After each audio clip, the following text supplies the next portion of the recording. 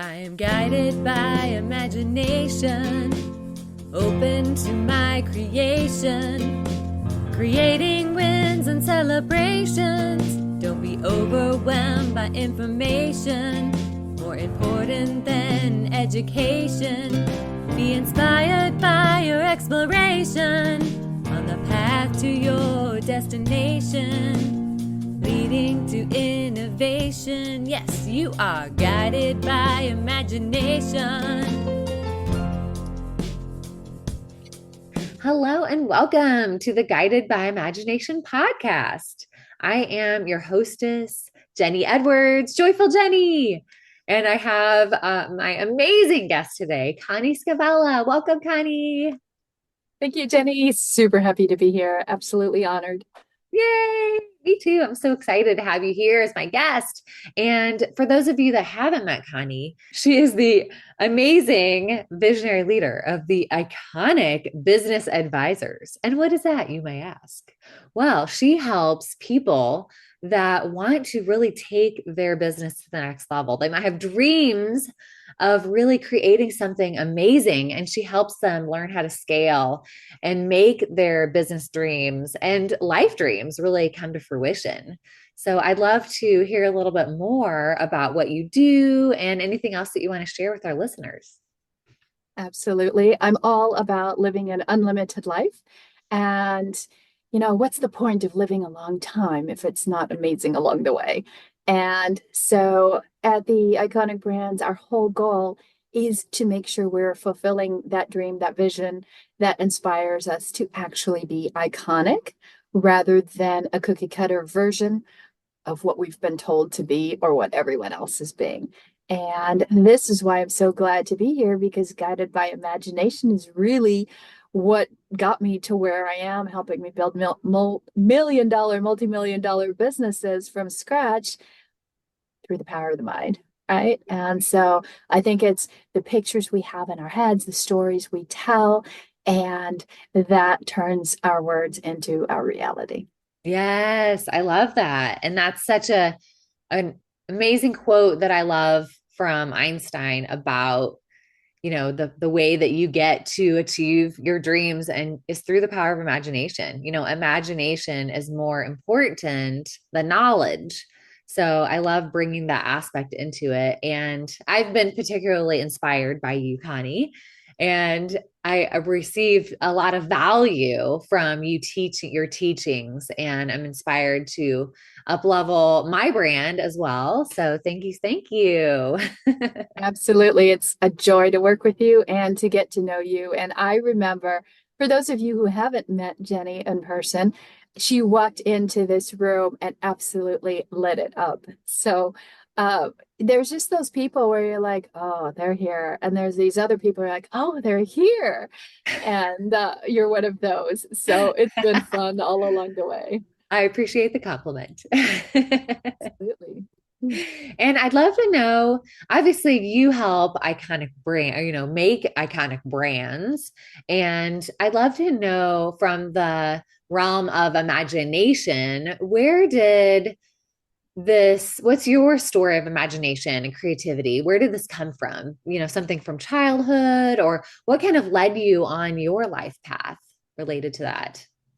Yeah, it's a great question. And I love that you ask about the childhood aspect, because that is the pivotal point, right? Those are our formative years. Some of our childhoods have been amazing, and some of them have been disastrous, right? And it doesn't matter. It's where you're going after that. And when I was young, I grew up in Europe, and so I thought the world was just a play field. It was incredible.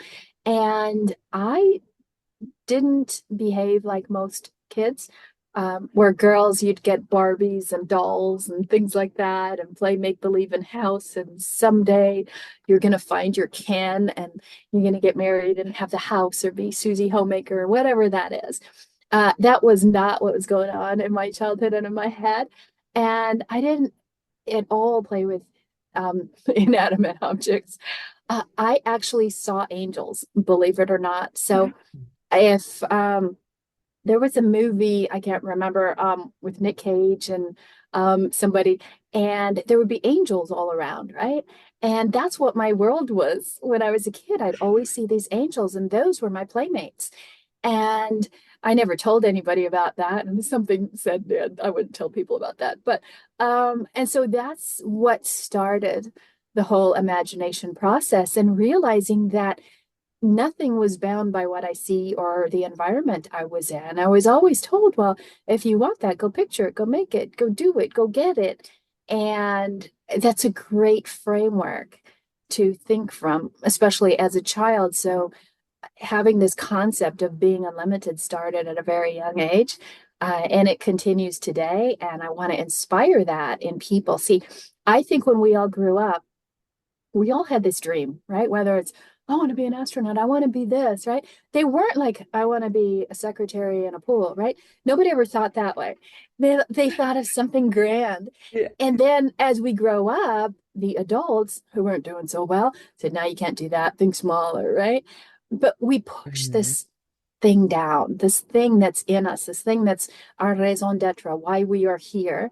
And what we like to do is pull it out. And so we know exactly when a client comes to us, we know exactly where to dig to find that thing that has been buried for a long time and start pulling it out and using that as the foundation of your joy. Because if you don't have a business and a life around what you love, you really don't have a business or a life, right? Yeah. And it has to be unique to you. And if it's not individualized, if it's not distinctive, right, your own snowflake, then it's not really going to become iconic. That's a good one. That's a writer downer. That's great. I love the snowflake metaphor as well. Yeah, because we only have so much time, right? To make that kind of impact on someone with our unique gifts and talents. So why would we spend so much time like sitting in a, cubicle, like doing the things that I did that for a long time when I had a corporate job, and it's like I gotta bust out of this. I do not belong working in a cubicle. Exactly. I was in the same boat. I used to call it, I was one of the Stepford wolves, right? And we were just sheep being herded, and I was Yeah. exactly. It was bad. So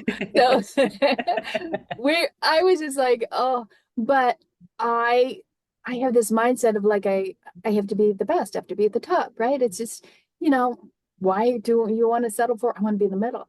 So I was in this company, and they'd throw up big hoops and they'd say jump, and I'd say, okay, how high? And I'd go through and I'd do everything that they asked. And I was one of the fastest rising females in this company. I ran a whole sales team over 100,000 people. It was just awesome. A $200 billion company. And then I got a promotion, another one, and I had to go in for a physical. And I go in for my physical and I go, well, whatever. I knew the doctor, by heart, and we first name basis. And it wasn't the usual physical on a Friday night.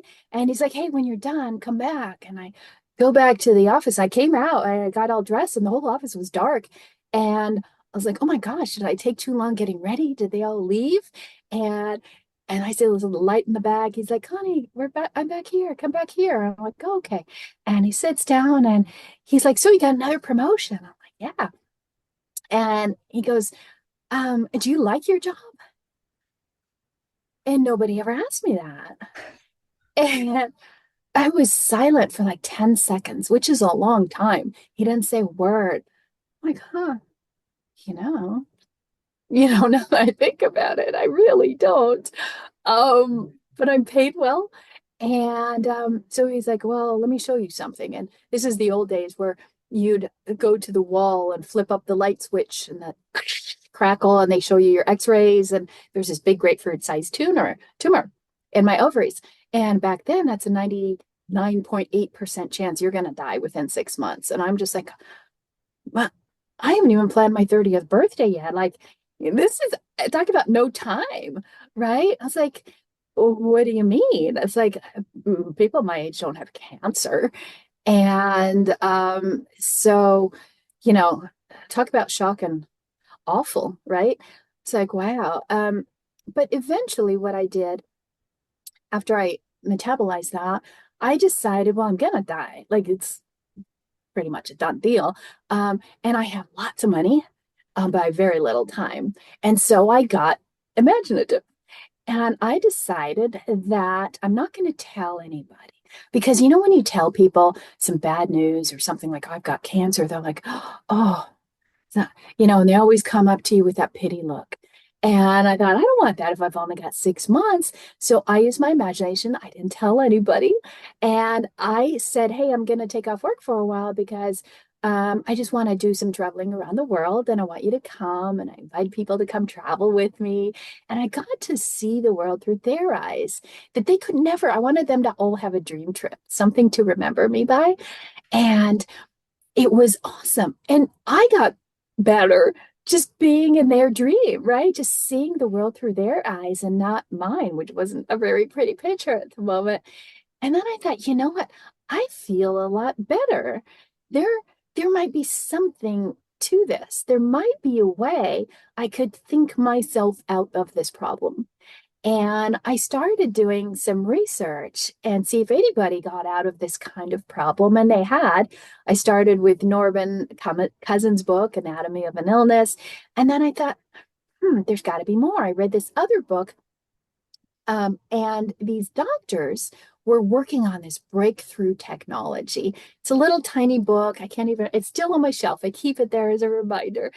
And in this book, there was one story. It was a really boring book, medical jargon and stories and ugh. And there was one story of a 13-year-old boy, and he was a recluse because his whole life, since he was like 5 or 6, he had thousands and thousands of warts all over his hands. And can you imagine that? He can't touch people. Nobody wants to touch him. And so he just really was turned inward. And then they used psychoneuroimmunology on him and they had him. Remember, this goes really way back. Do you remember Pac-Man? No, Yeah. right? And so they had him imagine the little Pac-Man coming up and eating all the warts off of his hands. And so he's had this ailment for like 6 or 7, 8 years. And he did that. And in 2 weeks, they were all gone, 100% gone. Wow. Yeah, that's exactly what I did. What? And I thought, oh my gosh, I only have one tumor. He had 2,000. I could do this. And so I used my imagination and I thought, well, I don't like those games, can't stand the noise, but I grew up in Germany and I love Willy Wonka and the Chocolate Factory. And it Hmm. was made in my hometown. And I thought, okay, I'm going to take my Oompa Loompas instead of the little Pac-Man. And I'm going to have the Oompa Loompas go in my body and sing Oompa Loompa Doopity Day. Right? And they had all these songs that they'd sing, and they'd go in with wheelbarrows and hoses and pickaxes and all these things. And they'd go in and start chipping away at my tumor and carry it out. And then they'd bring me in and, like the overseer of the site and, okay, a little bit more, a little bit more. And this kept going on. And that's all I did for 8 hours a day. That was my job, is visualizing the perfection of my body and imagining it perfectly healthy. And now there were other things I did, right? I got rid of toxic people. I only ate pure food, never anything with a label, which is still how I eat today. Some other complimentary things, positive things, never TV, and only books and humor. And you put all that together in that perfect storm. And I just knew I was better. And I went to a couple other doctors. I didn't tell them. I said, cancer runs in my family. I'm young, but can you just kind of check and make sure nothing's there? And like, no, I'm perfect health. Everything's great. And so without any medical intervention, no surgery, no chemo, no nothing, Oh my just God. pharmacy of my mind, I healed something that had a 99.8% likelihood of killing me. And so when people say, I don't think I can do that, I'm like, oh, I got a story for you, right? Yes. What a story. Yeah, it's the Oh my power God. of imagination. You have to think it, feel it, be it, believe it. And it works because what's the alternative, right? Yes, exactly. Wow, that is epic. That is life-changing. Thank you so much for sharing that story. I'm Yeah. very, very inspired. So I think people have a lot more in them that they could do and a lot more ability to do it than they realize. Yeah, absolutely. What's something that almost like a homework that you could give to our listeners for the upcoming week? Something kind of related to what you spoke about that they could do to utilize the power of their imagination. Okay. So I hope this is okay for them. One of the things that I learned is that there are four things, like there's behaviors that stop us from this imagination, this creativity, and reaching our true highest self.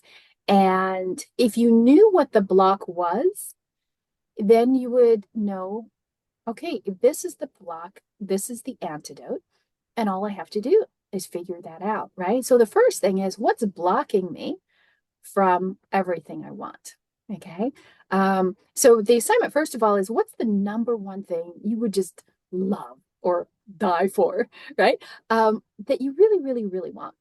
Now, what do you think is blocking you? Now, there's only four things. Okay.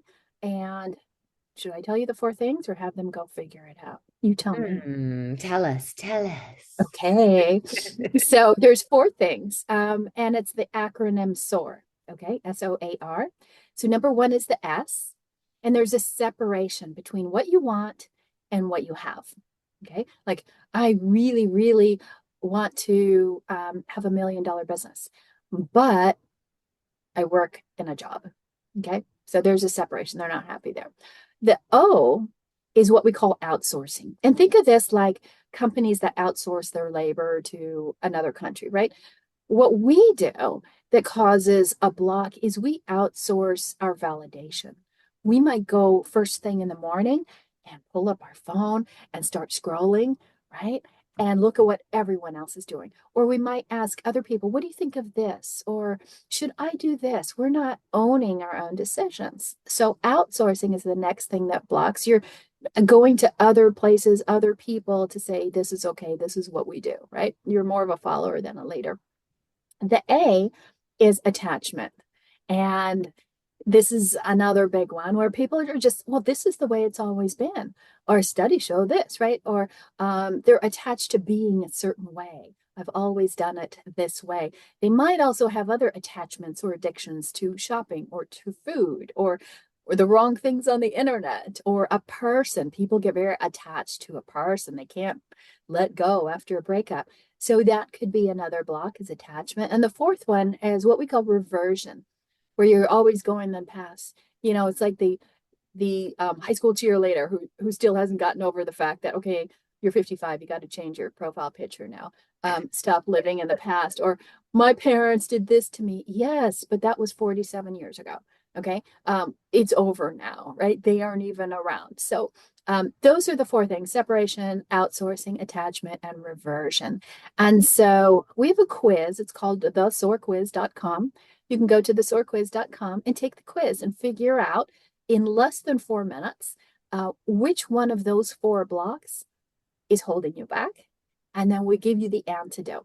When there's an acronym that's an antidote, and we tell you exactly how to figure out, is this my block? Is this my block? Or is it this one or this one? Now, every time we have people do it, someone says, uh-oh, I've got all four. Uh, but there's always one that's leading. And that's what you need to do is just figure out number one thing. What's the one thing that's holding you back? And that's what you fix. Ooh, I love that. Thank you so much for sharing that. So, Yeah. for everyone out there, definitely go to Thesoarquiz.com. thesoarquiz.com. We'll put that in the show notes. SOAR. Yeah. Yes, SOAR. Not SORE. We want you to soar Exactly. like an Yes. eagle. Exactly. Excellent. Yes. So, and what other ways can people get to connect with you? Sure. Great question. So they can come to my website, iconicbusinessadvisors.com. And I'm on social media as Koni Scavella, on YouTube at Koni Scavella, And we have a group if you where I go live every Tuesday and give strategies for scaling your business. And that is theiconicentrepreneur.com. And you can come in there for free.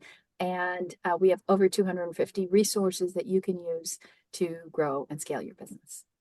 Excellent. Thank you so much, Connie. I greatly appreciate you and sharing your story and being vulnerable as well and giving everyone some insights on how they can really move past some of those limiting beliefs and limiting factors to up level themselves. Absolutely. It was a pleasure being here. Thank you for the invitation. Thank you. And I appreciate everyone taking your time today to watch our episode, to meet Connie, and have an incredible week. Bye. If you want to activate your imagination and creativity and have more fun in front of the camera with your photos and videos to market your business online or share your message to make a difference in the world, I'd love to offer you a complimentary 30-minute inspiration session, a Zoom room that we can set up and chat about ideas and inspiration to make your day a celebration with Guided by Imagination. Click the link in the show notes.